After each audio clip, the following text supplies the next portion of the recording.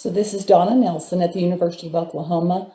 I am filming another one of my lectures from my organic chemistry class. And today the subject is on alpha carbon chemistry, enols and enolates. And this is the third lecture that I have filmed. And so in this lecture, we're going to finish up aldol reactions. This is going to be crossed aldol reactions that we're going to finish. Clays and condensations and alkylations of the alpha position.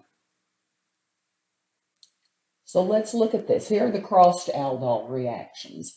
And you'll see in the crossed aldol reactions, we have two different carbonyl compounds. You can see these two are the difference. So this is acetaldehyde in red and the second one in blue. And so you can see over here, now we've got the acetaldehyde reacting with itself, propionaldehyde reacting with itself. In one case, the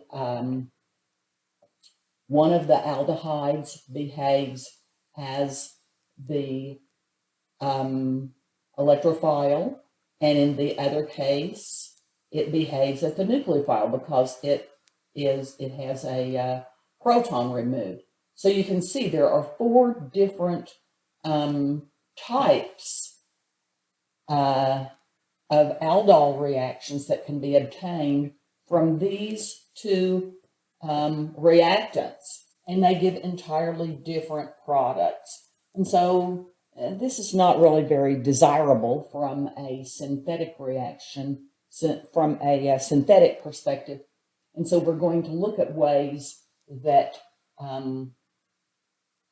these four different products can be reduced. You can see in here on each one, you can see in black the bond, the new bond that has been formed. And if you look, you can see here in blue, for example, you can see the reactant, you can see the carbon skeleton of the reactant. Here you can see the carbon skeleton of the other reactant with the new bond that's formed in black. So this is a nice slide, especially since it is in color. So the crossed aldol reactions are only practical if those number of products can be limited. One of the ways that it can be limited is if one of the reactants has no alpha protons. So here, the only thing that this can do is behave as an electrophile once the hydroxide has deprotonated the other reactant. And you can see, once again, the carbon skeleton. This is actually only one carbon. You can see it, and over here, the carbon skeleton, you can see, and then the new bond that connects the two. So the alpha position of the one that is deprotonated will be attached to the carbonyl of the other one, giving you the aldol product. So here, only one of the two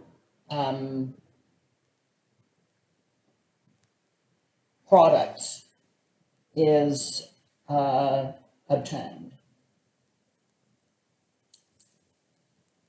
because this one is so sterically unhindered. As soon as this is formed, it will react with the sterically unhindered reactant. And so once again, we have another example of how it can be, how this can be obtained.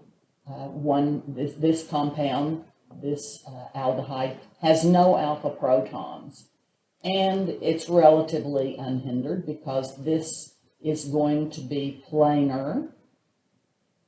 Okay, and as you know, when the nucleophile comes in, it will come in from the top at the carbon atom here, or it will come in from the back side at the carbon atom here into the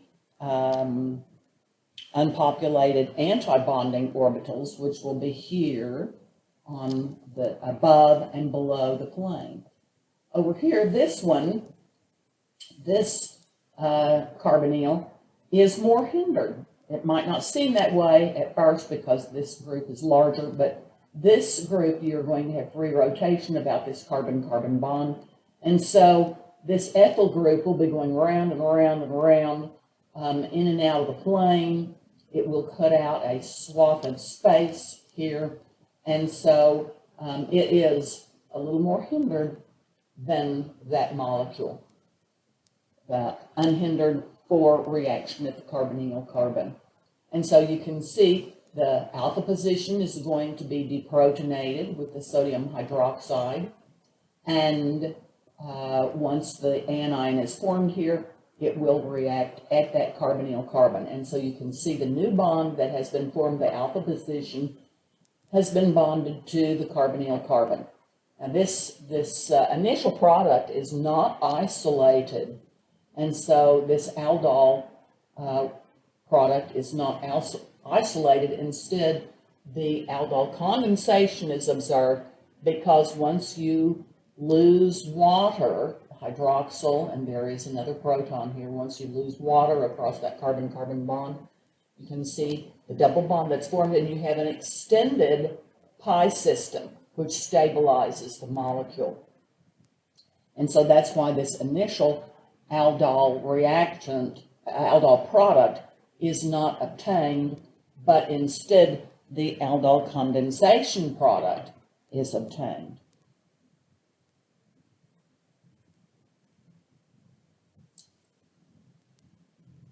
You can also use lithium diisopropyl amide as a base. Here, it will deprotonate one of the methyl groups, giving you this anion. It's completely converted to the enolate, and so then once this is formed, the other carbonyl compound is added dropwise, and so this is much more likely to react at the aldehyde position rather than at the carbonyl of the ketone. And so you have the new bond formed between the alpha carbon of the reactant and the carbonyl carbon of this aldehyde. And so once again, you have the aldol product that is formed.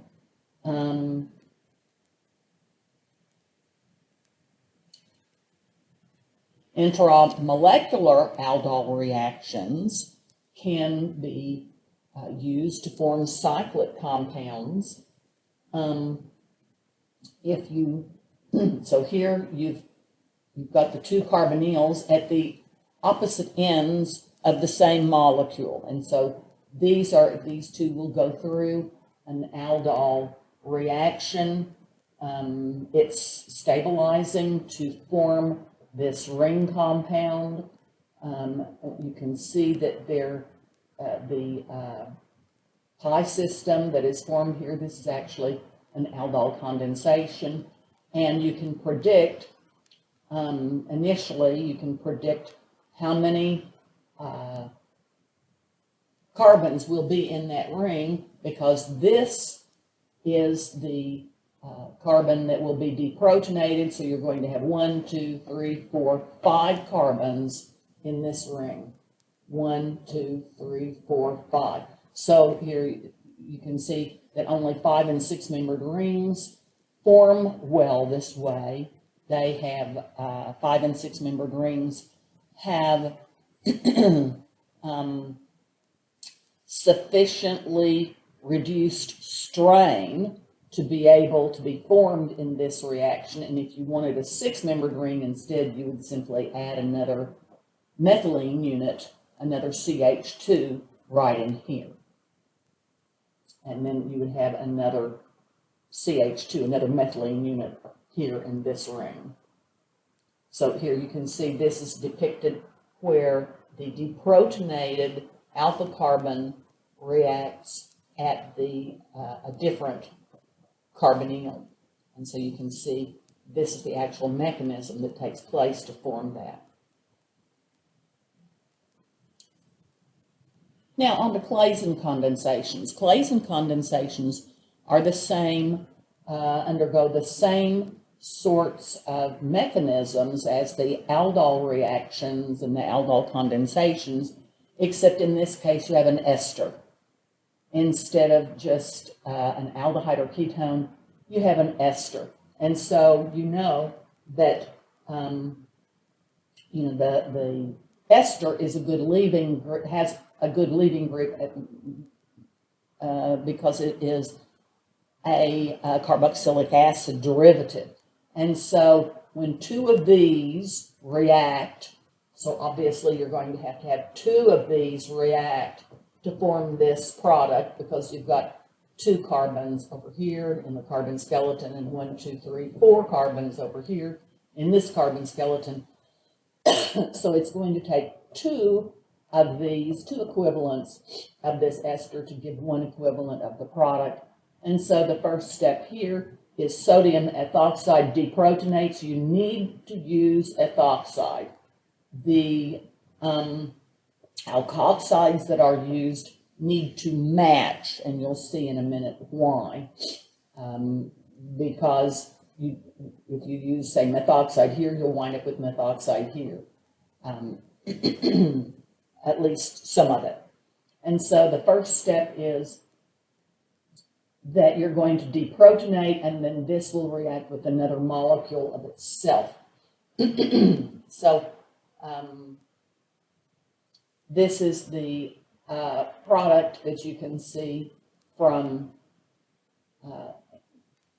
that molecule reacting with itself, and the new bond will be right here where, once again, the alpha position of one of the carbonyls will attack the carbon of the other carbonyl.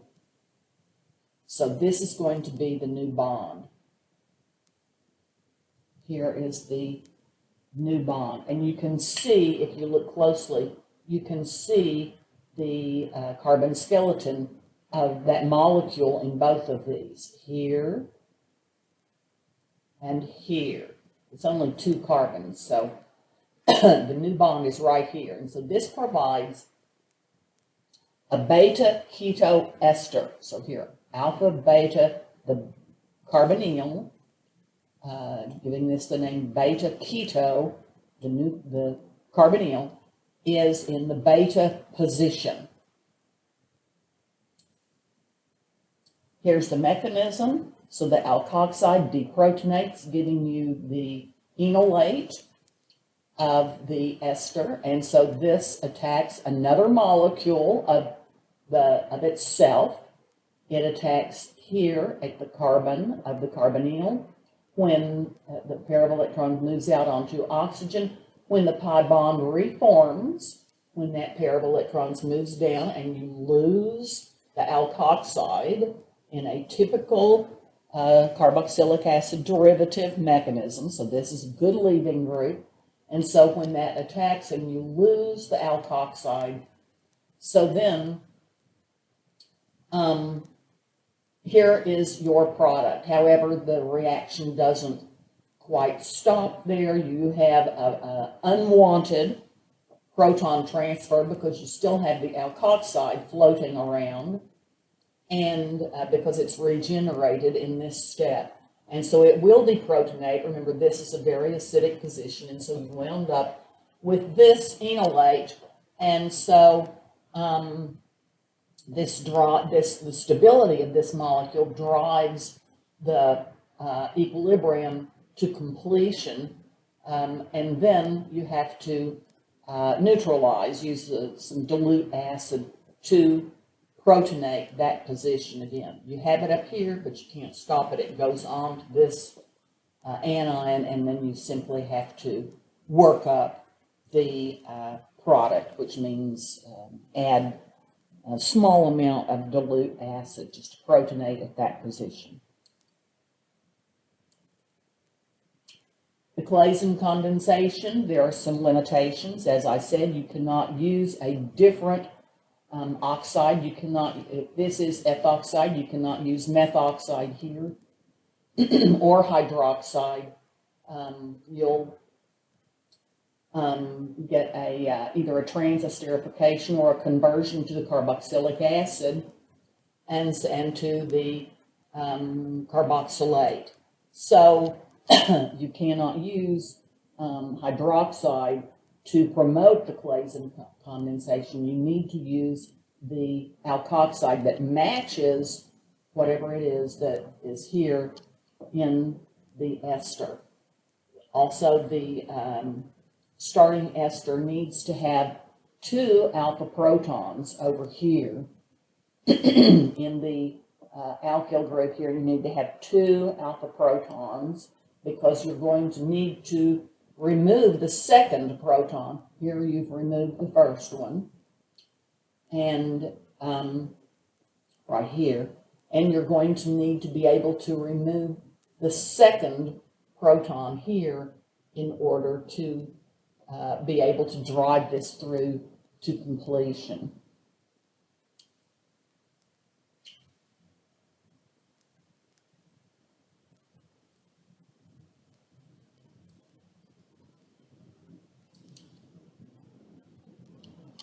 So as I mentioned earlier, you need to use an alkoxide that matches. If this is ethoxide, you need to use ethoxide. In other words, you'll get the transesterification reaction. And this you want to avoid, usually. Cross-Claisen condensations are useful if one of the esters has no alpha protons, as in this example, and so you have the number of products you can get are really limited this way. And so the new bond is formed once again between the alpha position here and the carbonyl, the other one, the carbonyl, the one that has no alpha protons. You can get directed Claisen condensation by using lithium diisopropyl amide and deprotonating at the alpha position and then having this attack the other ester. So here this alpha carbon will do an attack at the carbonyl of the other ester, and you will lose the alkoxide from here, and the new bond is formed right here between the alpha position and the carbonyl carbon.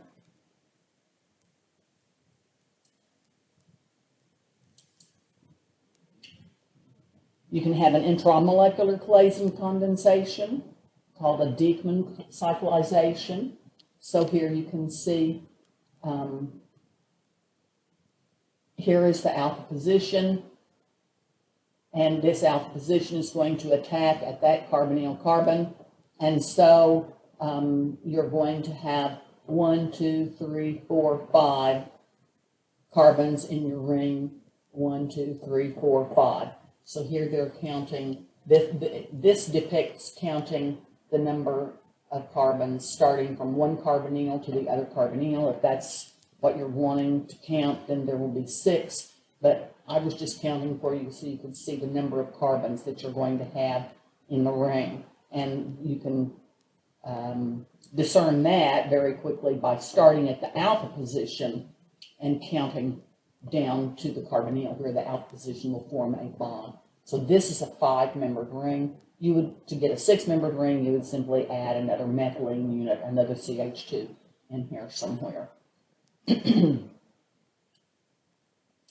Alkylation of the alpha position. This is used extensively, and so once again, you can deprotonate at the alpha position to activate this by generating the enolate there.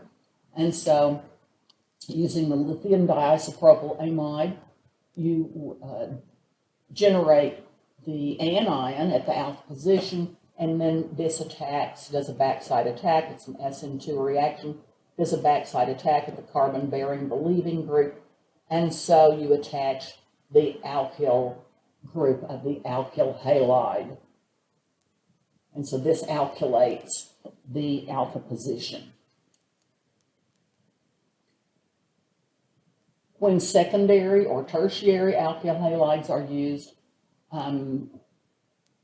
you'll get E2 elimination, just as was discussed in Chapter 7 of Klein's textbook last semester. It's the same thing, the competition between SN1, SN2, E1, E2. So here, when you have a secondary or tertiary alkyl halide, E2 elimination will dominate. The aldol reaction can also compete with the desired alkylation, so a strong base such as lithium diisopropyl amide must be used. Now, the one that we just saw on the previous transparency, the previous slide, was a symmetrical ketone, and so the two alpha positions were equivalent. However, it is possible to have unsymmetrical ketones. In that case, two different enolates can form. And so when that happens, you could have either deprotonation at the carbon bearing the substituent or at the carbon that is not bearing the substituent. So if you have deprotonation on the left side, that gives this enolate, which is on the right. If you have deprotonation on the right-hand side, that gives the enolate that is on the left. This is the more stable enolate because you have the more highly substituted double bond. This is the less highly substituted double bond.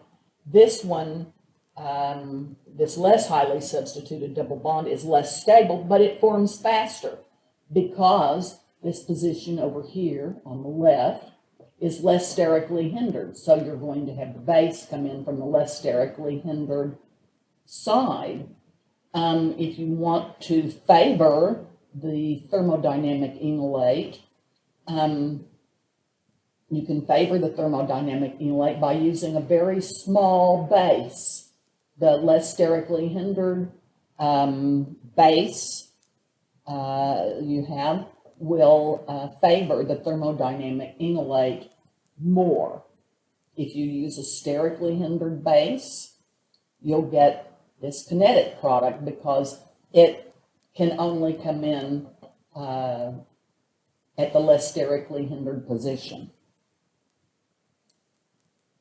And so that is depicted on this slide. So the kinetically obtained enolate, which is the less stable enolate. So you can see this is a map of potential energy. This is potential energy diagram. And so this is higher in energy. It's higher up on the energy scale because it's the less substituted double bond. This is the more highly substituted double bond. So this is the more stable enolate. However, in order to achieve this, in order to obtain this, the deprotonation must take place at the carbon bearing the substituent. And so that's going to be more sterically hindered, and so it's going to be a little bit higher in energy. Over here, this is less sterically hindered, so the base can come in and pluck off a proton without so much steric hindrance. There will be a lower energy pathway to this higher energy enolate. So you have this unusual situation of the pathways crossing. That is unusual.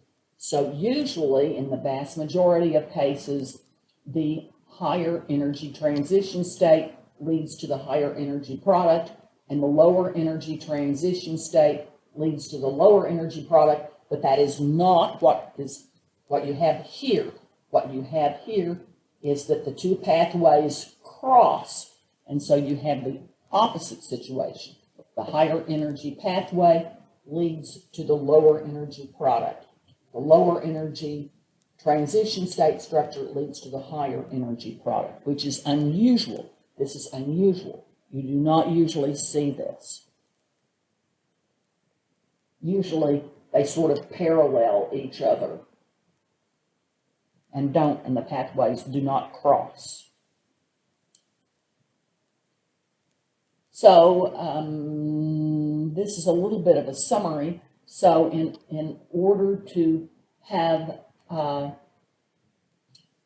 to favor the kinetic product, where it will require deprotonation at the less sterically hindered side, you can use lithium diisopropyl amide, which is sort of a large molecule, and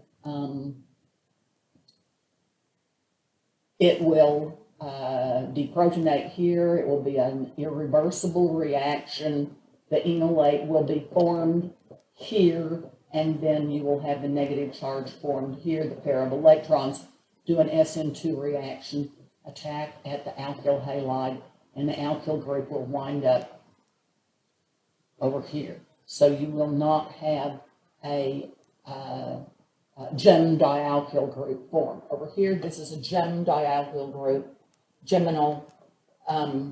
So the gem dialkyl group, meaning that the two alkyl substituents are attached to the same carbon.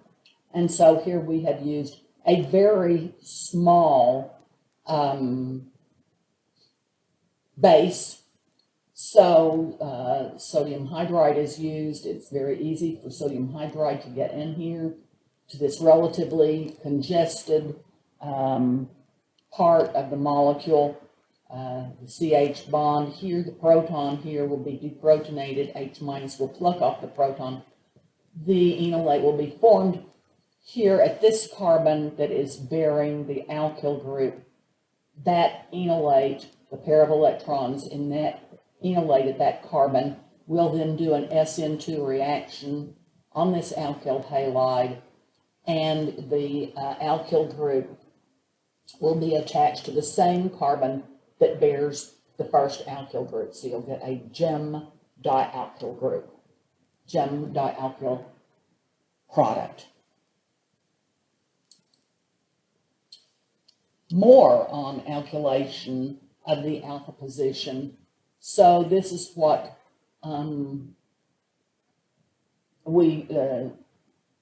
part of it is what we saw a minute ago.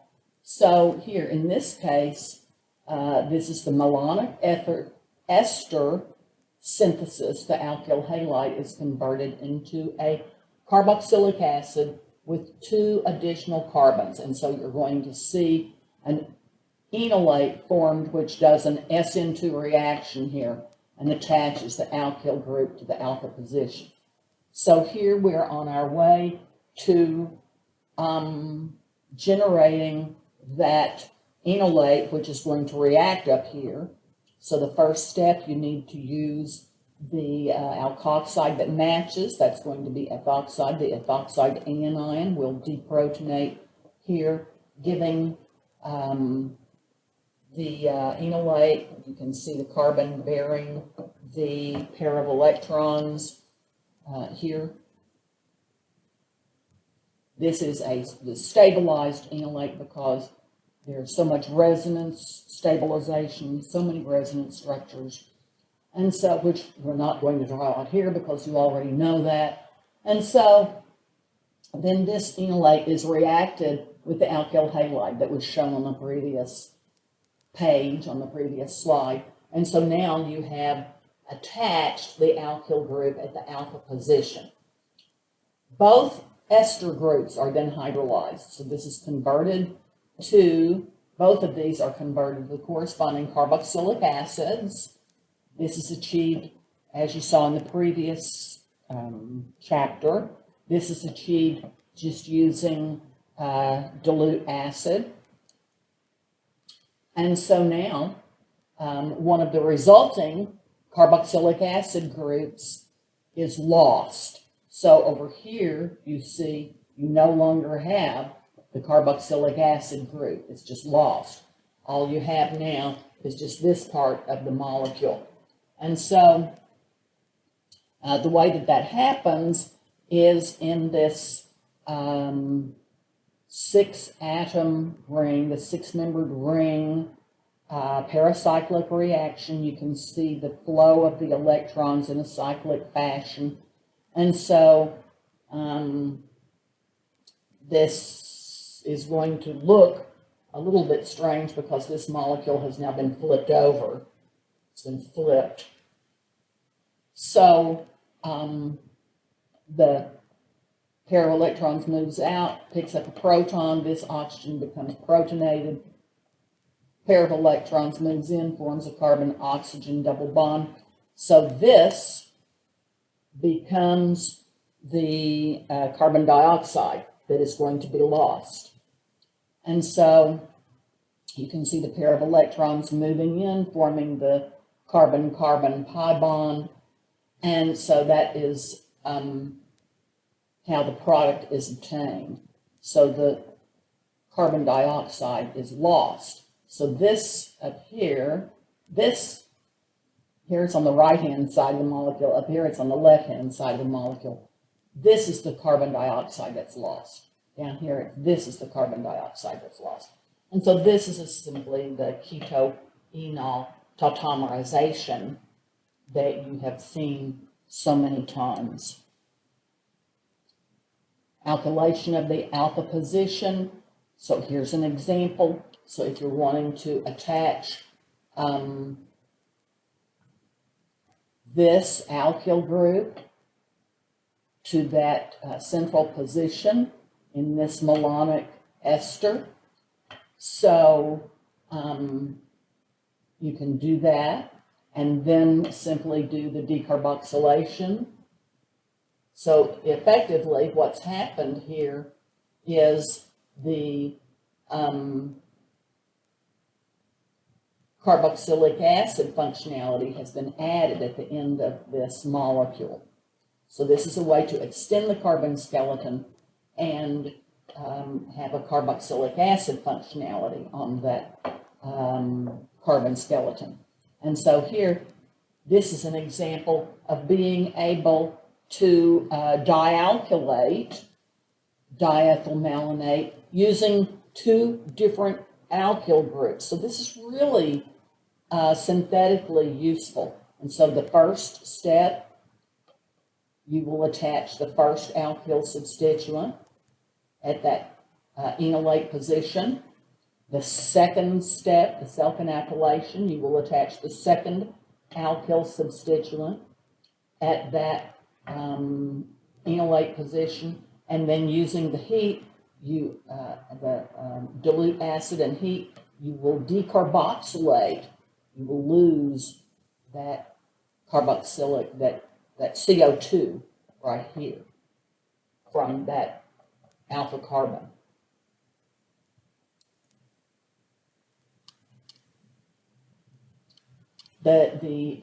Similarly, instead of using malonic ester, you can use the acetic ester. So notice that what's missing is, instead of having this be an ester, this is now a ketone.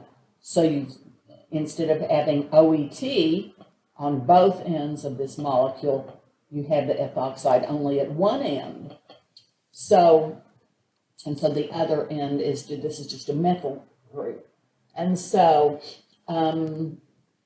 this will convert your reactant to a methyl ketone instead of a carboxylic acid, because here this is a methyl ketone, whereas in the previous malonic ester synthesis, this was an ester and converted onto a carboxylic acid.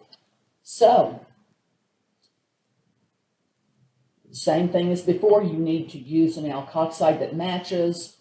You will deprotonate here, generating this highly stabilized enolate.